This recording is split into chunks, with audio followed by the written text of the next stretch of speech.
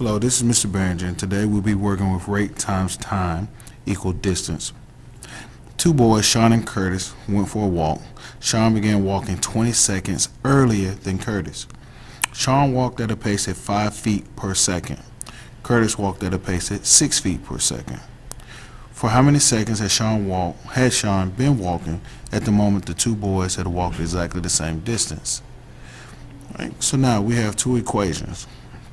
Okay, we know that Sean walks at a rate of 5 feet per second. So we put a 5 in for his rate. Okay, Sean began walking 20 seconds earlier. So they'll know that his time is going to be plus 20. All right. Curtis walked at a pace of 6 feet per second. So that's a 6.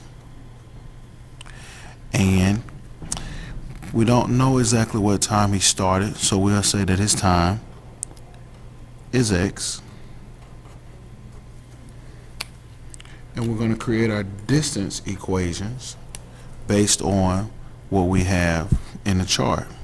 So this one will be 5 times X plus 20. And this one will just be 6x. The question asks, for how many seconds has Sean been walking at the moment the two boys had walked exactly the same distance? So we need to figure out how much time had passed by placing both equations equal to each other, because they're going to be exactly the same distance. So we have 5 times x plus 20 for Sean's distance equals 6x, which is Curtis' distance. And now we're going to solve for x. Okay, we're going to distribute the 5 to both parts inside the parentheses. So we have 5x plus 100 equals 6x. Okay.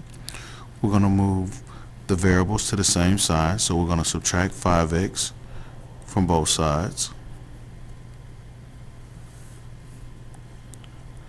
leaving us with the 100 equals x. Okay. The x, as you see, stood for time for Curtis. Okay. So this is how many seconds had passed for Curtis. However, the question asks for how many seconds has Sean been walking.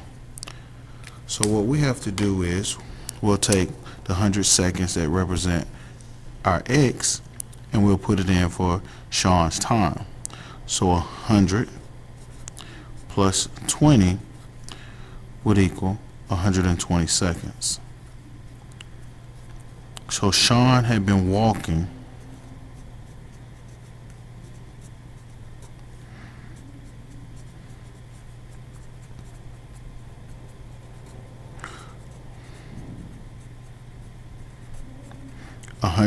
seconds when the two boys had walked the same distance.